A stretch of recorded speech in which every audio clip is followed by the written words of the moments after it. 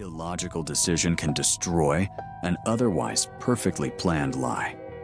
Today we're looking at a case where basic high school physics completely dismantled the story told by the only survivor. This story takes us to Russia, just outside Moscow, in the fall of 2014. And I want you to pay very close attention to the actions of the central figure from the very beginning, because one single swing of a shovel against a glass door would end up changing everything investigators thought they knew about this case. Picture the scene. September 7th, early morning. A thick column of black smoke rises above a residential community. A local resident steps outside and hears desperate cries for help coming from a neighboring property. He runs toward the burning home and spots 24-year-old Dmitry Kolesnikov standing on the roof of a small extension attached to the house. He's wearing nothing but his underwear. He's clearly panicking, calling for help.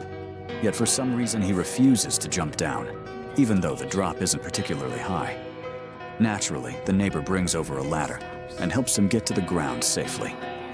And if you really think about it, this is the exact moment when normal human behavior seems to end.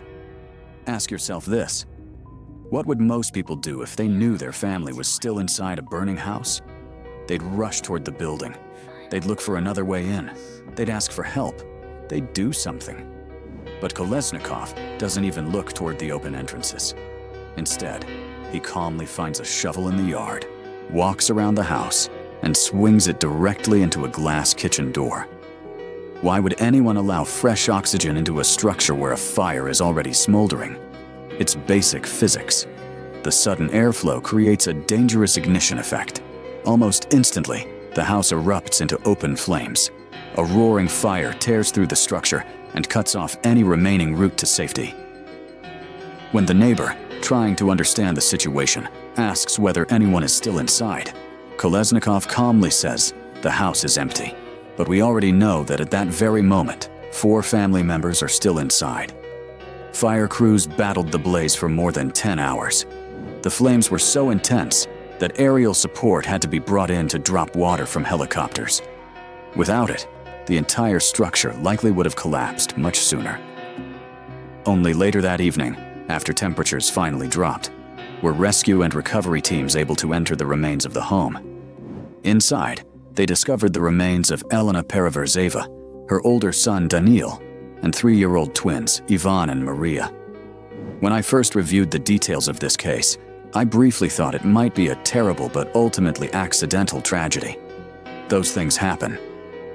But then I reached the forensic report, and that's where this investigation took a complete turn. Medical examiners always focus on one critical detail. When specialists examined the respiratory systems of Elena and Daniil, they found an undeniable medical fact. There was no soot in their lungs, not even a trace. Think about that for a moment. How is that possible in the center of such a massive fire? The answer was both simple and disturbing. They had already stopped breathing long before the house filled with smoke. The forensic findings documented significant injuries to the neck.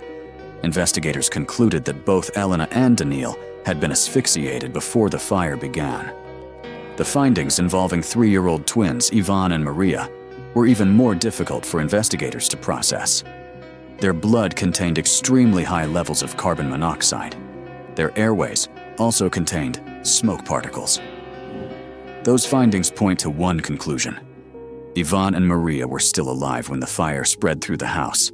They were inside their locked bedroom on the 2nd floor, struggling to breathe as conditions rapidly deteriorated. And the firestorm triggered by that shattered glass door eliminated any realistic chance of escape. Then investigators uncovered another critical detail. At the very center of the fire's origin, crime scene specialists located clear evidence of an accelerant. Someone appeared determined to make sure the flames destroyed every possible biological trace connected to the crime. And now investigators faced a difficult task: reconstructing, piece by piece, what actually happened behind those closed doors before the fire ever started. Right after Dmitry Kolesnikov is medically examined, he is taken to the police department to give an official statement. There are no burns on his body, aside from some mild redness on his skin from exposure to heat. During questioning, Kolesnikov presents his version of events. He claims this was a planned home invasion. According to him, sometime during the night, after everyone in the family had already gone to sleep, two unknown men wearing masks with cutouts for the eyes entered the house without any trouble. The survivor says the intruders acted with cold control, and robbery did not seem to be their goal. Then Kolesnikov describes a strange detail. He claims one of the intruders held Elena Pereverzeva down on the floor while showing her the screen of a tablet. From the device's speakers, he says, came a distorted female voice, saying that people like her had no place on this earth. Dmitry says he tried to step in, but was struck hard on the head and blacked out. Investigators compare that story with the statement given by the neighbor, the first person who came to help. And right away, they run into a logical contradiction that is impossible to ignore. Kolesnikov tells police he saw the attack on the family and later heard the voices of Ivan and Maria. But at the exact moment he was rescued, he firmly told the neighbor, "There's no one in the house." For investigators, that becomes a key piece of evidence. If Dmitry knew about the intruders and knew everyone was trapped inside the burning home, then his statement about the house being empty looks less like confusion and more like a deliberate attempt to buy time for the fire and prevent any witnesses from being rescued. According to Kolesnikov, when he came to, he found himself tied up in one of the rooms. By then, the house was already filled with harsh, toxic smoke. In his version, he managed to do something almost impossible. He freed himself from the restraints, crawled to a second-floor window, climbed onto the roof, and started calling for help. That part of the story immediately raises serious doubts for investigators. Crime scene specialists carefully examine Dmitry's hands and feet. There is a basic physical pattern here. When someone is tightly bound with rope, especially under stress, and trying to escape from a burning building, the skin almost always shows deep pressure marks, scrapes, or broken capillaries. But Kolesnikov's wrists are completely clean. There is not even the slightest sign of mechanical pressure. The second major problem with his story is the security system in the community. The neighborhood is surrounded by a tall fence. Security guards are stationed at the entrance around the clock. Surveillance cameras are installed along the perimeter and throughout the streets. Detectives collect the footage from the hours leading up to the fire, and the review shows something important. All night long, not a single unfamiliar vehicle passed through the gate. The motion sensors along the fence recorded no breach of the perimeter. And none of the neighbors who woke up to Dmitry's cries saw any strangers or any vehicles leaving the Pereverzev property. Investigators point to another major problem with Dmitry's story. The professional hitmen he keeps describing would have had no reason to leave him alive. A surviving witness is a liability. According to Kolesnikov, the intruders supposedly tied him up, but never inflicted any life-threatening injuries. That doesn't match the level of aggression investigators believe was directed at Elena and her son. Little by little, Dmitry's version of events begins to fall apart under the weight of physical evidence. At this point, investigators reach an obvious conclusion. Kolesnikov is not a random victim.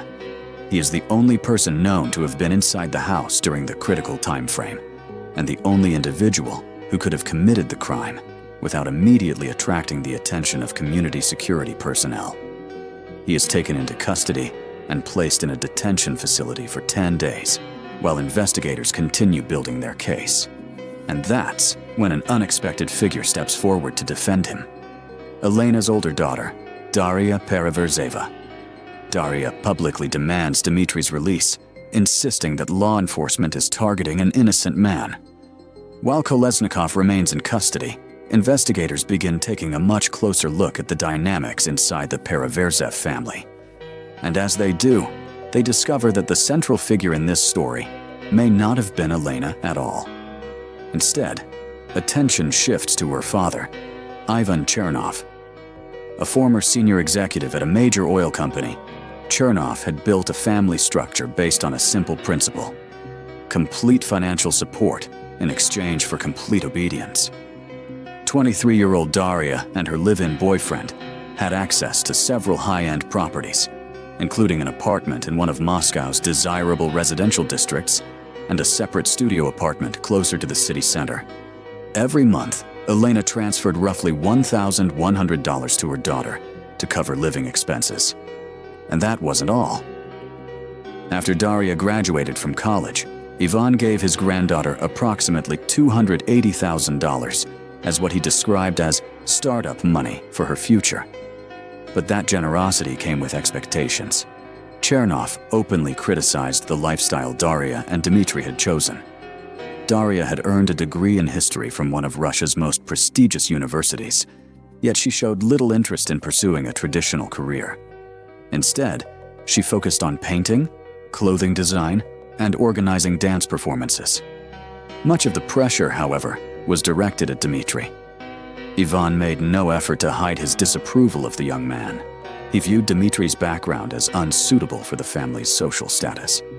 Determined to change the situation, Chernov used his personal connections to secure employment opportunities for him. Plans were being made to send Kolesnikov to work as a technical installer on an oil platform near the Caspian region. But that future was completely different from the one Dmitry wanted. He had been doing contract work for computer companies and hoped to build a career in information technology. From his perspective, the path being laid out for him was not an opportunity. It was a life someone else had chosen on his behalf. The timeline couldn't have been tighter. September 8th, 2014, the day after the fire, was supposed to be a major turning point in Dmitry Kolesnikov's life. He already had a flight booked for a final job interview in southern Russia. The tickets had been purchased well in advance, and according to investigators, the arrangements were made under the direct supervision of Daria's grandfather. Inside Ivan Chernov's family structure, saying no was rarely considered an option. Any attempt to challenge his decisions or show too much independence risked immediate financial consequences, including the loss of financial support and access to family-owned properties. What investigators began to see was a conflict between two completely different worlds. On one side stood an aging business executive accustomed to total control. On the other were two young adults who had become comfortable with a privileged lifestyle, but had no interest in following the future that had been planned for them. Financial records collected later would support the idea that money and control sat at the center of the growing tension within the family. Dmitry Kolesnikov's story with this family began in 2010. At the time, both he and Daria were 18 years old. Dmitry was studying at a respected technical university and training to become a robotics specialist. To friends and acquaintances, he looked like a promising young professional, educated, calm, interested in technology, and active in sports. At the same time, he was also enrolled in a construction engineering program, hoping to earn a second degree. To support himself, Dmitry took on private computer repair jobs and technical consulting work. The income helped cover day-to-day expenses, but it was nowhere near enough to sustain the lifestyle he and Daria enjoyed. Ivan Chernov saw things very differently. As a member of Russia's oil industry elite, he viewed Dmitry as someone with neither the financial resources nor the social standing he considered appropriate for the family. According to people familiar with the family dynamic, Chernov openly criticized Dmitry's background and looked down on his relatives. He believed the couple's lifestyle represented a lack of direction. In his eyes, Dmitry was benefiting from family resources instead of building the kind of high-status career Chernov expected. Daria's grandfather also viewed him as someone who lacked the determination and leadership qualities he believed were necessary to become part of his influential inner circle. From the outside, Dmitry and Daria's 5-year relationship looked like a success story. Their social media profiles were filled with the kinds of images associated with a privileged young lifestyle: professional photo shoots, snowboarding trips, vacations, homemade gourmet meals prepared with rare and expensive ingredients. To anyone scrolling through those posts, they looked like a couple with an exciting future ahead of them. But investigators would later discover that behind that carefully curated image was a very different reality. Despite the appearance of independence, neither of them was truly financially self-sufficient. Daria was trying to build a future through creative projects. One of those efforts included organizing a charity event that raised roughly $3,300. But projects like that were occasional successes, not a reliable source of income. Then, in late August of 2014, just 2 weeks before the tragedy, the situation became even more complicated. Daria underwent a medical examination. On August 23rd, an ultrasound confirmed that she was expecting a baby.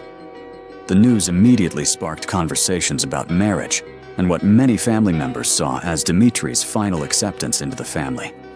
But only 3 days later, on August 26th, a follow-up examination at a private clinic revealed devastating news. The pregnancy was no longer viable. A medical procedure was scheduled for Friday, September 5th. That day, Daria underwent treatment and was later instructed by doctors to remain on strict bed rest during recovery. According to investigators, that recovery period became the official reason she stayed at the family's apartment in Moscow, while Dmitri traveled alone to the house on Saturday evening. By that point, several major pressures had collided at the same time.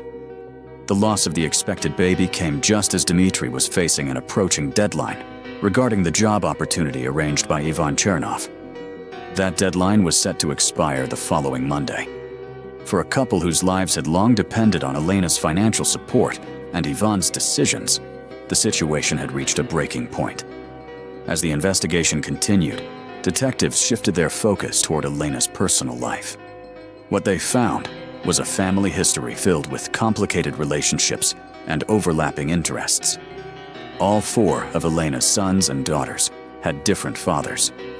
There was Daria, 12-year-old Daniil, and the younger twins, Ivan and Maria, who had been born through in vitro fertilization. Investigators noted that this family structure created a complex web of inheritance interests. Each son and daughter represented a potential heir to the substantial assets controlled by their wealthy grandfather. At one point, detectives explored the possibility of a crime motivated by a romantic conflict. Several months before the tragedy, Elena had begun living with a 60-year-old businessman who was still legally married at the time. After learning about the relationship, the man's wife reportedly sent Elena a series of direct threats. On paper, that looked significant. But when investigators analyzed cell phone records and verified witness statements, the theory quickly fell apart. Both the businessman and his wife were confirmed to be in completely different locations on the night of the crime. There was no evidence that either of them had any realistic way of entering the secured residential community. At the same time, investigators examined another possibility: a family dispute involving inheritance. Several relatives had openly expressed frustration over the way Ivan distributed money within the family. The arrival of Ivan and Maria had changed the future distribution of family assets, reducing the potential shares available to other relatives. That naturally created tension. But financial reviews of accounts belonging to Elena's brother and people close to him revealed nothing suspicious. Investigators also verified their movements during the critical hours. The evidence ultimately ruled out their physical presence anywhere near the community that night. Investigators also turned their attention to the household staff. The twins' nanny, a woman originally from Moldova, had unexpectedly asked for time off that Saturday and left the house, even though she had originally been scheduled to stay through the weekend. Then, shortly after the fire, she left Russia altogether. At first glance, the timing looked suspicious. But when investigators reviewed technical evidence and traffic camera footage, the facts told a different story. By the time the fire started, the nanny was already far from the gated community and had no realistic way of being involved. Detectives also explored another possibility. September 7th was Oil Workers' Day, a major professional holiday in Russia, and investigators considered whether the crime could have been connected to retaliation against Ivan Chernov by business rivals. But that theory went nowhere. One by one, every outside lead collapsed, and with each eliminated possibility, attention returned to the same person: Dmitry Kolesnikov, the only known individual who had been inside the house that night. Then, on September 12, 2014, Dimitri's defense strategy changed dramatically. While being held in custody, he abandoned the story about masked intruders and submitted a written confession. According to this new version, the events of September 6th began as a heated family argument that escalated into a deadly confrontation. Dimitri said he arrived at the house around 9 p.m. by taxi. Elena was there alone. Ivan and Maria were already asleep in their room upstairs, while Daniil was in his own bedroom. According to Dimitri, Elena had prepared dinner, baked a pie, and opened a bottle of red sparkling wine. At first, the conversation was calm, but the atmosphere changed when Dimitri brought up his intention to officially propose to Daria and presented the ring he had brought with him. In this new statement, Dimitri describes Elena's reaction as immediate and harsh. He claimed she openly spoke about social differences between their families. According to him, she referred to his parents as poor and uneducated. Dimitri further alleged that Elena told him Daria was never serious about building a future together and had simply been enjoying the relationship. He also claimed Elena suggested that the recent loss of the expected baby had not been a tragic accident, but a deliberate decision by Daria, who supposedly did not want to tie her future to someone from what Elena described as a poor family. According to Dimitri, those words became the breaking point. He later told investigators that he stopped thinking rationally. In his confession, he claimed he grabbed a heavy bottle from the table and struck Elena in the head. He then described a physical struggle that ended with Elena no longer able to resist. According to his statement, he first applied pressure with his hands and later used a piece of rope he found inside the house. After hearing the commotion downstairs, Daniil came out onto the staircase. According to Dimitri's account, Daniil unexpectedly became a witness to what had happened. Dimitri later claimed that Daniil was then silenced using the same method described in his confession. After that, the house became quiet. Kolesnikov told investigators that he spent the rest of the night sitting alone in a chair, slowly rocking back and forth in an empty room.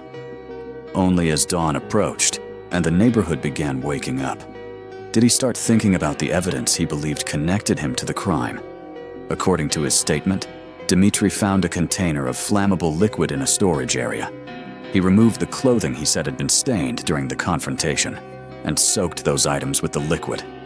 He then turned on a burner on the kitchen stove and placed the clothing on top, triggering the fire. This version of events seemed to answer several major questions. It explained why no mysterious intruders appeared on security footage. It also explained why investigators found no signs that Dimitri had ever been tied up. For a moment, the confession appeared to bring the case to a conclusion. But forensic specialists quickly pointed out several problems. The fire patterns throughout the house, along with the controlled manner in which two victims had been asphyxiated, did not fit well with the picture of a sudden emotional outburst. Something didn't add up. Investigators began to suspect that Dimitri was revealing only part of the story, while concealing the identity of the person who may have set everything in motion. Then, on September 16th, Dimitri made a series of additional statements that changed the direction of the entire investigation. The new information transformed the case from a family tragedy into what investigators began examining as a potentially planned crime. According to Kolesnikov, the plan had been developed by Daria approximately 2 months before the events at the house. In this version, the primary motive was financial control. Dimitri claimed Daria wanted sole authority over the family's assets and future inheritance. The logic, according to his statement, was based on the structure of Ivan Chernov's estate. If Elena and her son were removed from the line of inheritance, Daria would become the primary heir to her mother's assets. Dimitri further alleged that Daria believed her 80-year-old grandfather would be unable to cope with the loss of his daughter and grandson. According to this theory, if Ivan later passed away, Daria would ultimately gain control of the substantial fortune accumulated during his decades in the oil industry. As for 3-year-old twins, Ivan and Maria, Dimitri claimed there was a separate part of the plan concerning them. According to his statement, they were never supposed to be harmed, Instead, he alleged that Daria intended for both of them to remain alive. Later, Daria and Dmitry supposedly planned to seek legal guardianship or adoption. In Dmitry's version, that approach would have served two purposes. First, it would have presented the couple as caring family members stepping forward during a crisis. Second, it would have allowed them to manage the inheritance shares legally assigned to Ivan and Maria until they became adults. As compensation for carrying out his role in the plan, Dmitry claimed he had been promised ownership of a 3-bedroom apartment in Moscow. The fire was supposed to destroy the evidence connected to Elena and Daniil on the first floor without reaching Ivan and Maria's bedroom upstairs. But fire does not follow anyone's plan. When Dmitry shattered the glass door, oxygen rushed into the house and turned a smoldering fire into a fast-moving firestorm. The flames spread through the structure and cut off the upstairs room. According to investigators, Ivan and Maria were overcome by extreme carbon monoxide levels that seeped through the gaps around the door. Dmitry later claimed he realized the fire was spreading too fast and chose not to go back, fearing for his own life. Daria later used Ivan and Maria's loss as a key part of her defense. She insisted she loved her younger brother and sister and argued that no one would plan a fire knowing they could be at risk. Investigators disagreed. They believed their deaths were a foreseeable result of a financially motivated crime. The timing also mattered. The broader plan, investigators believed, had existed for weeks, but Daria's medical procedure on September 5th created a convenient alibi.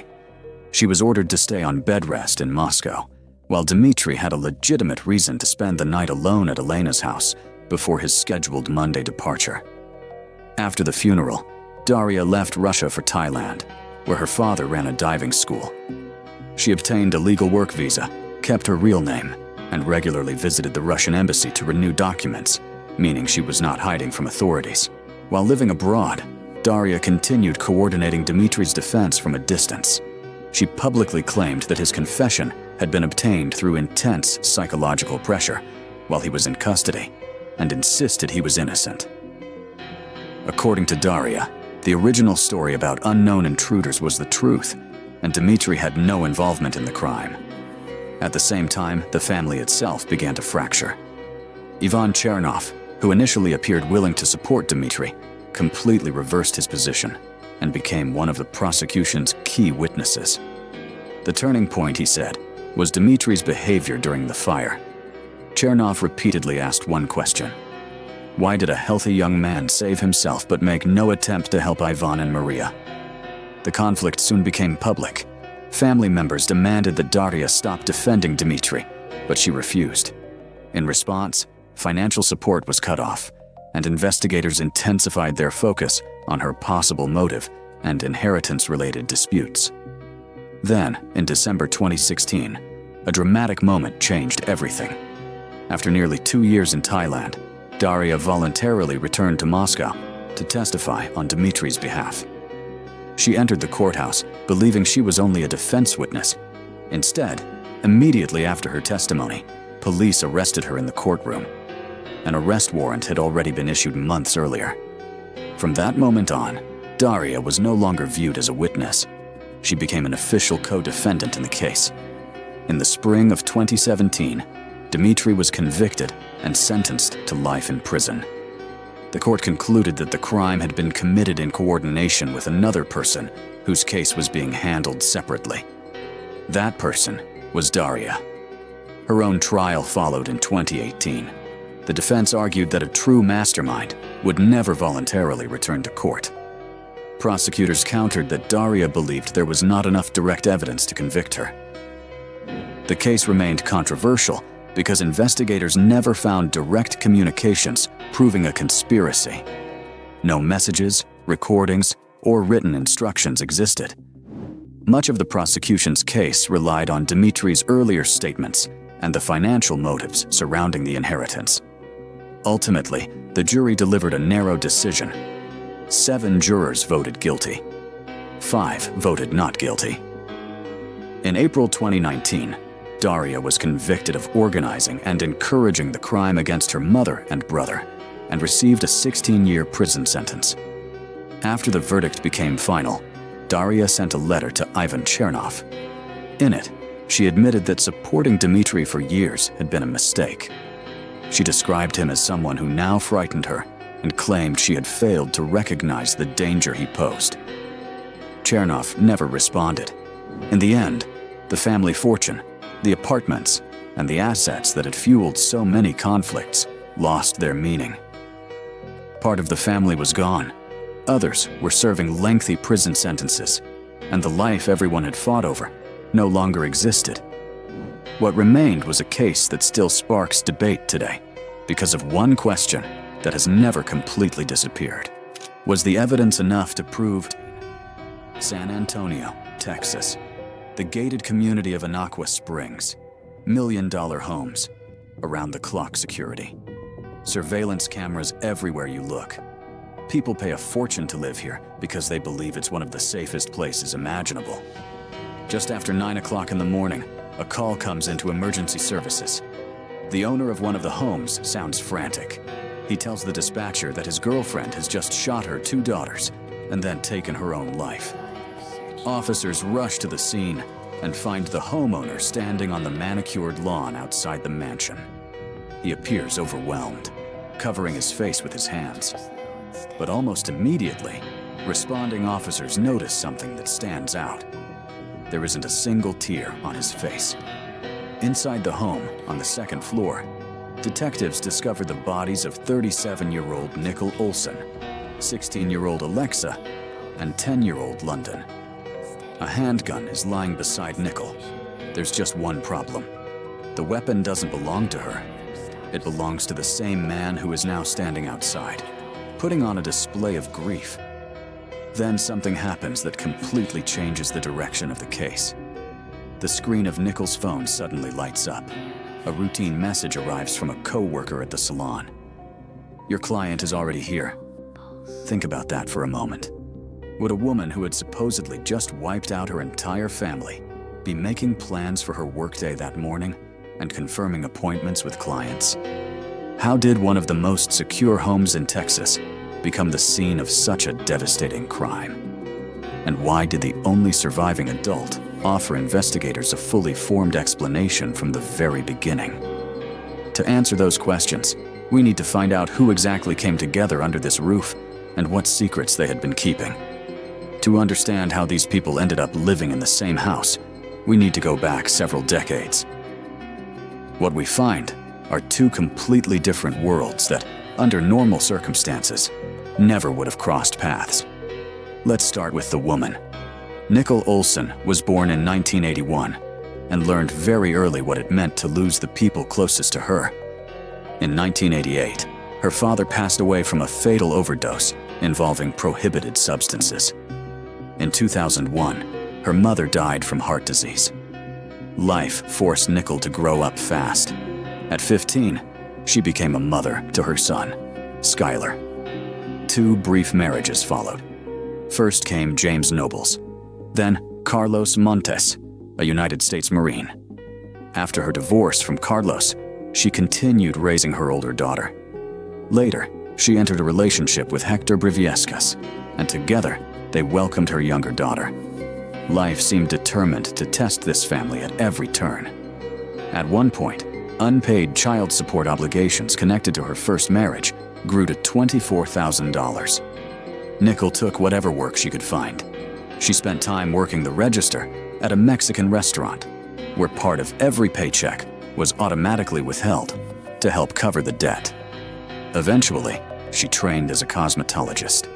For the next 10 years, the mother of 2 daughters practically lived at salons by JC. She worked double shifts, triple shifts.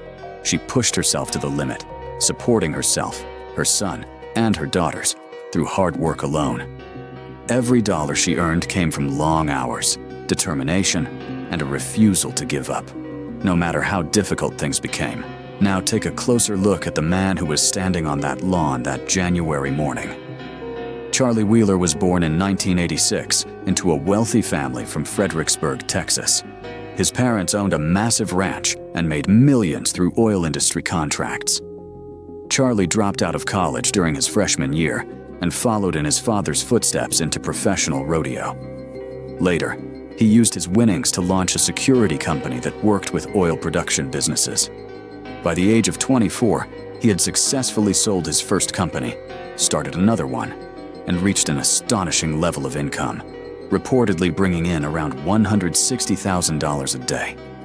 Money seemed to solve every problem in his life. His history of run-ins with law enforcement reads like the story of someone who believed the rules simply didn't apply to him. There was an arrest for public intoxication at a country club. Then came a drunk driving incident. According to reports, Wheeler made a mocking gesture toward a police officer shining a flashlight at him and sped away. The officer ended up chasing him on foot. When Wheeler was finally stopped, he refused a breath test and couldn't successfully count backward from 30 to 10. Yet for reasons that remain unclear, the case fell apart. Incidents at hotels followed the same pattern. Arguments, disturbances, a night spent sobering up, and then very little consequence. Every time, the result was almost identical. Charges were dismissed, reduced, or replaced with minor fines. Keep that in mind. For years, this was someone who repeatedly crossed legal boundaries, and the system seemed willing to look the other way. What do you think that does to a person's mindset? Does it create the belief that there are no real consequences? That anything is allowed? That brings us to an obvious question. What could possibly connect the heir to an oil fortune with a hairstylist who had spent her entire life relying on her own hard work? Their paths crossed in 2016. Charlie came across Nicole Olson's social media profile. At the time, she was helping promote a watch and jewelry brand she had launched with several friends. The millionaire sent her a direct message on Instagram. That simple message turned into conversations. The conversations quickly turned into a date. For their first meeting, Nicole arrived at a resort accompanied by her friend Vanessa. From the beginning, Charlie was persistent. Before long, the relationship started moving at a remarkable pace. In April 2017, Charlie purchased the same mansion in Aqua Springs that would later become the focus of investigators. The property measured roughly 4,500 square feet and featured a swimming pool, private security, and strict gated access. Not long afterward, Nicole moved in with her daughters. From the outside, it looked as though she had finally achieved financial stability after years of struggle. Charlie offered her the opportunity to quit working entirely and live off his income. Nicole refused. She continued taking shifts at the salon and maintained her own source of income. And honestly, that detail matters. Even with all the money surrounding her, she chose to keep working. It was almost as if she instinctively understood that becoming completely dependent on one person carried risks she wasn't willing to take. So while the mansion, the security gates, and the luxury lifestyle may have suggested stability, Nicole continued building a safety net of her own. The first warning signs showed up pretty quickly. During one professional photo shoot, Nicole arrived with a noticeable bruise under her eye. She tried to cover it with makeup, but it was still visible. When her friend Vanessa asked what happened, Nicole brushed it off. She casually mentioned that she and Charlie had gotten into an argument, then immediately changed the subject. That same summer, the couple celebrated their anniversary at a hotel in Galveston. The trip ended badly.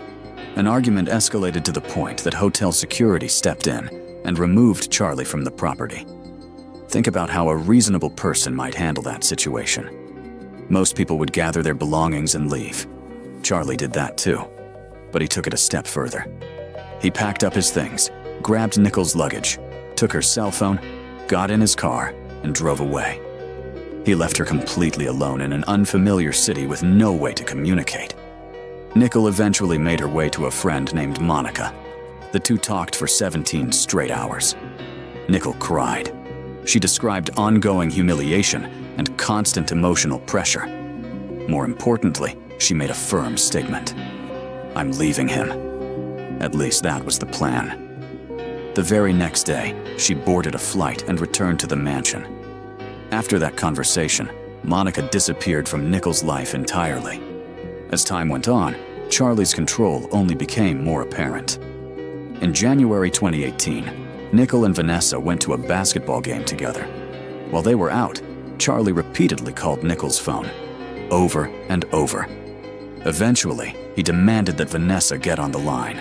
Then he delivered a chilling comment. "You're lucky I even let her go with you." Later that evening, the two friends headed to a jazz club. The calls started again. Charlie had tracked their new location and ordered Nickel to come home immediately.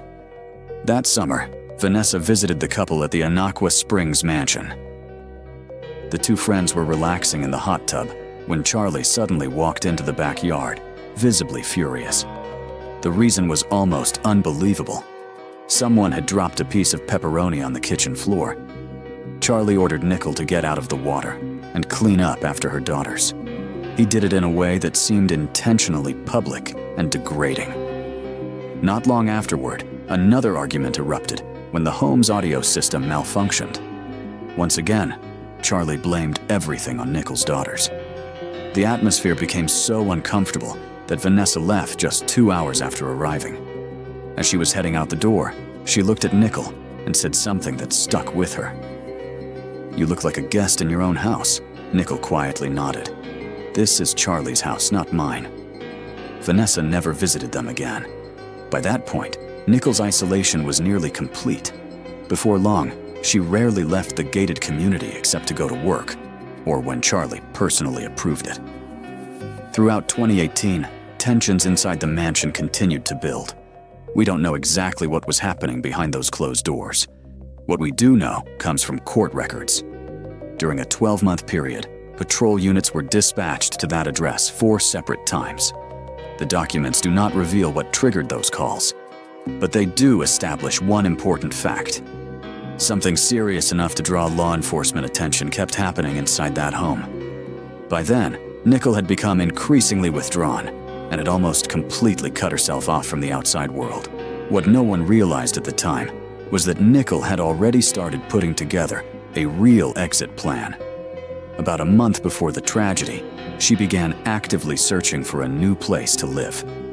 This wasn't an emotional decision made in the heat of the moment. It was calculated, methodical.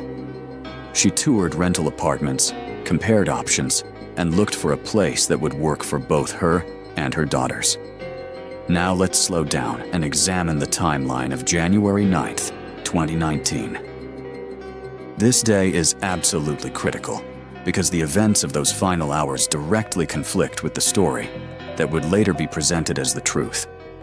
That morning, Nickel checked her email and found a message from the management office of an apartment complex. The unit she had been interested in was finally available. The paperwork could move forward. She could sign the lease. She could start moving her belongings. For the first time in a long time, she had a clear path toward independence. Later in the day, she handled ordinary, everyday tasks. First, she contacted a longtime client and confirmed a salon appointment for the following day. Then, she spoke with her co-worker Bethany about schedules, shifts, and upcoming work plans. At around 9 o'clock that evening, Hector called. As the father of London, he wanted to talk about plans for the future. The next day, a casting event for a popular television talent show was being held in the area, and London had been excited about the opportunity to participate. Nickel and Hector discussed the pros and cons. After talking it through, they decided it might be better to wait a little longer before pursuing the audition. Then, 10-year-old London took the phone herself and happily chatted with her father. Take a second and think about all of that. Does this sound like someone preparing to end her own life just a few hours later? Look at the facts. Nickel was reserving her station at the salon. She was discussing future opportunities for her daughter. She had confirmation that a new apartment was waiting for her. Every hour of the following day was already planned. By all appearances, she had taken concrete steps toward leaving Charlie for good. As Thursday evening continued, everything seemed normal. The atmosphere inside the house appeared calm. Nickel exchanged messages with Vanessa and chatted with several other friends and acquaintances. No one noticed signs of panic. No one noticed despair. Nothing in her messages suggested that anything was seriously wrong. Then, late that night, Charlie came home. According to later statements, that was when a major argument broke out. The calm was gone. The disagreement was significant enough that Charlie would later describe it to investigators as extremely serious. Not long afterward, he started his vehicle and drove out through the gates of the community. According to his original account, he was heading to stay with a friend for the night. And this is where the story begins to raise some difficult questions. He left behind a woman he had supposedly just had a major argument with. He left behind Alexa and London. Then, after putting distance between himself and the mansion, he pulled out his phone. Instead of simply going to sleep or staying with friends, he began searching through his contacts for the phone number of Nichols' brother. And from that moment forward, a chain of strange late-night events begins. A sequence of decisions and actions that even today is difficult to explain through ordinary logic. The surveillance cameras at the community exit quietly capture Wheeler's vehicle as it leaves the property. So yes, Charlie really does drive away. And this is where the story becomes especially interesting, because now we move into the world of digital evidence. Cell phone data and communication towers don't have opinions. They don't forget details. Unlike people, they generally leave a trail that can be reconstructed. Everything we know about the rest of that night comes almost entirely from phones, messages, and digital records. After leaving the community, Charlie doesn't settle in for the night at a friend's house. Instead, he launches into a wave of text messages. He begins sending messages to Nicole, to both daughters, and to Nichols' brother, Justin. The theme remains remarkably consistent. According to Charlie, he is deeply concerned about Nichols' emotional state following their argument. Take a step back and look at that situation from the outside. You have just left the house. You're telling family members that your partner may be experiencing a serious emotional crisis. Alexa and London are still inside the home. If the situation is truly that urgent, why spend the night sending text messages? Most people would either turn the car around and go back immediately, or contact emergency services and request a welfare check. Instead, Charlie continues creating a written record of his concern through text messages. Then a detail appears in the digital timeline that changes the entire perspective. A message arrives on Charlie's phone from Alexa's number. The text reads, "Are you here?" I think she's talking to herself. A frightened face emoji appears at the end of the message. Think carefully about that text. Why would a teenager ask whether the homeowner was inside the house when he had supposedly just left after a major argument? And notice how neatly those words fit into the explanation that would later be offered about Nichols' mental state. Phones record messages. They do not record who was physically holding the device at the moment a message was sent. Technology can show that a text was transmitted. It cannot always identify the person who typed it. As the clock moves closer to 11 o'clock that night, activity shifts to Nichols' phone. Exactly 5 outgoing calls are placed. The first call goes to Charlie's mother. She doesn't answer. The remaining 4 calls are directed to emergency services. Take a moment to consider that. 4 separate attempts are made from Nichols' phone to reach emergency dispatchers. Only one of those calls successfully connects. A dispatcher answers. But there is complete silence on the line. No shouting, no conversation, no whispers, no sounds that clearly explain what is happening. Before the call can be fully traced, the connection is lost. The call ends before operators are able to determine the caller's precise location. No return call is made by dispatch. Morning arrives on January 10th. At 7:30 a.m., Charlie reaches out to Nichols' brother once again. His message reads, "Have you heard from her? Should I call the police?" He waits another hour and a half. Only after 9 o'clock the next morning does his vehicle return to the property. He walks inside and places the call to law enforcement, the same call that opened this entire story. The security cameras at the gate confirmed that he was physically absent from the house during the night. The phones created what appeared to be a perfect digital timeline. Now detectives had to compare that timeline with the physical evidence inside the mansion. And this is where the investigation begins taking turns that many observers found difficult to understand. The scene is processed, the bodies are removed, the case officially moves into the hands of investigators. Bexar County Sheriff Javier Salazar steps in front of reporters. He identifies Wheeler as a person of interest. At the very same time, however, the county medical examiner presents a remarkably definitive conclusion.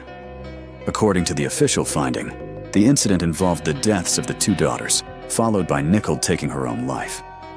Let's pause there for a moment and apply some basic logic.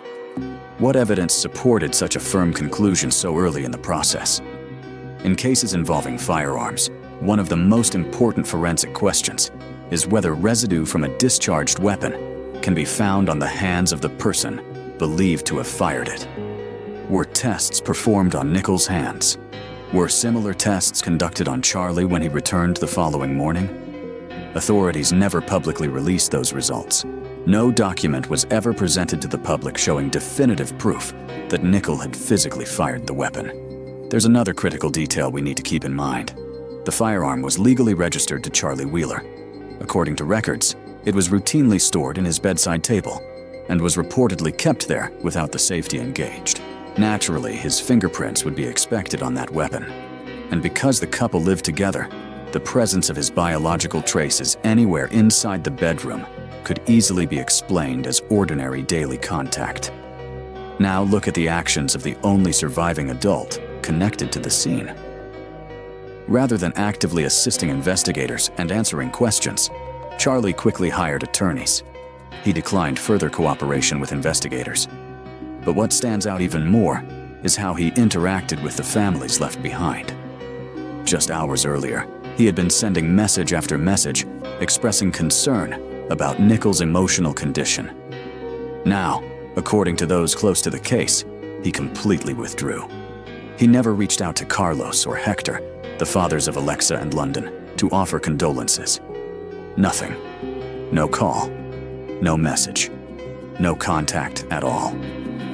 Carlos and Hector refused to accept the official explanation without question. Both publicly described Nicole as a devoted mother, who in their view would never have harmed Alexa or London. They called for a transparent investigation rather than conclusions reached before every question had been answered. The response from authorities sparked even more controversy. Sheriff Javier Salazar held another press conference. Instead of presenting new physical evidence, he unexpectedly shifted the discussion toward personal matters. During the briefing, he suggested that in a final phone conversation, Nicole had raised questions about Hector's paternity. Think about how unusual that was. The county's top law enforcement official was publicly repeating an unverified claim while a grieving father was searching for answers about his 10-year-old daughter. Later, Salazar walked back those comments after no supporting evidence emerged. The incident revealed something important about the direction of the case. Rather than easing concerns, it created new ones. Questions from family members and journalists continued to grow. Access to investigative materials became increasingly limited. New information slowed to a trickle, and Wheeler's status as a person of interest remained frozen in place. No major changes, no public resolution. Which leaves us with a challenge the investigation never fully addressed: to take the digital trail from that night and compare it with the physical realities of what happened inside the house. Now let's place the cell tower records alongside the physical layout of the second floor. We're back on the night of January 9th, 2019. A man steps through the front door of the mansion. By this point, Nicole already has confirmed approval for a new apartment. She no longer depends on anyone else's money. She finally has a way out. An argument begins. A person who had spent years navigating problems through influence, connections, and financial resources is suddenly faced with direct resistance. The system of control that had defined the relationship appears to be breaking down. The confrontation escalates. At some point, gunfire erupts. 3 people collapse to the floor, and all 3 are ultimately found on the same level of the house, not far from one another. And according to the questions that would later surround the case, this is the moment when the scene may have begun taking on a very different significance. Because someone would need the facts to fit a particular explanation. Look at the situation through the lens of simple logic. If you're leaving a home because you're genuinely concerned about the unstable behavior of your partner, knowing Alexa and London are still upstairs, would you leave a loaded firearm within easy reach? Most people experiencing real concern would instinctively take the weapon with them, or at least secure it somewhere inaccessible. Yet the firearm remains exactly where it would later become a central piece of the official narrative. Then the phones enter the picture. Who physically unlocked Alexa's device and sent the message about someone talking to herself? If a frightened teenager was truly hiding and urgently typing that text, why were all three individuals ultimately found together without any obvious indication of an attempt to flee? A touchscreen doesn't preserve fingerprints on a virtual keyboard. The message exists. The identity of the person who typed it is another question entirely. And that digital trail fits remarkably well with the later explanation that Nickel had suddenly suffered a mental breakdown. Then we come to what may be the most unsettling part of the timeline. Think back to those 4 silent calls placed to emergency services. Were they the final attempts of an injured woman trying to reach help? Or was someone else handling the phone, reviewing call logs, deleting information, and accidentally triggering an emergency call sequence, leaving dispatchers with nothing but silence on the other end? Those questions have fueled debate ever since. At some point, the firearm is found positioned beside Nickel's body, and only after every piece of the scene appears to be in place does a vehicle engine start outside. Moments later, that vehicle passes through the community gates. The surveillance cameras recorded leaving the property. Compare those two realities for a moment. A person cannot storm out after an argument, drive away, and at the same time be responsible for events that had already unfolded inside the house. Digital evidence is unforgiving when it comes to timelines. The security footage shows Charlie leaving after the critical events had already occurred, not before. From that point on, the activity shifts outside the gated community. Throughout the night, he continues sending message after message, building the image of a worried partner, while inside the mansion, the scene remained unchanged. Eventually, the investigation reaches a standstill. When authorities stop providing answers, families often begin searching for their own. In 2020, Carlos and Hector filed civil lawsuits against the only surviving resident of the mansion. Their claim was straightforward: negligence and reckless conduct that they believed contributed to the deaths of Alexa and London. Their argument focused on the contradictions in Charlie's own account. Even if someone accepts the official version of events, the question remains the same. Charlie repeatedly told others that Nickel was in severe emotional distress. He claimed to be deeply concerned about her behavior. He also knew Alexa and London were inside the home, yet he allegedly left a loaded firearm behind. The families argued that creating such a situation raised serious questions on its own. Law enforcement offered no public response. As frustration grew, the families turned to Project Cold Case, a nonprofit organization that connects families with experienced investigators to review unresolved cases. With official answers becoming harder to obtain, relatives pursued every legal avenue available in an effort to keep the search for the truth alive. The pressure reaches its peak on Thanksgiving, one of the most important family holidays in America. Hector chooses that day to make his frustration public. He organizes a protest outside the police department, demanding transparency and a real review of the physical evidence. But the department does not move. Years have passed, and the case involving 3 bodies inside a secured, gated community still remains officially unresolved. The medical examiner's conclusion about Nickel taking her own life after the deaths of her daughters has never been backed publicly by the kind of forensic proof many people expected to see. And the man whose fingerprints could legally appear throughout that bedroom simply because it was his home remains free. We started this story inside Anaqua Springs, a place built around security cameras, guarded gates, and the promise of protection. That is the bitter irony here. The system worked, just not in the way people imagined. The walls and gates did not protect Nickel, Alexa, and London inside that house. But the cameras did record a convenient exit time. The private setting kept outside witnesses away. And the same security meant to protect residents may have helped create an alibi. That is where the confirmed facts end, behind closed Texas case files. Trust the logic. Check every detail. And never accept convenience.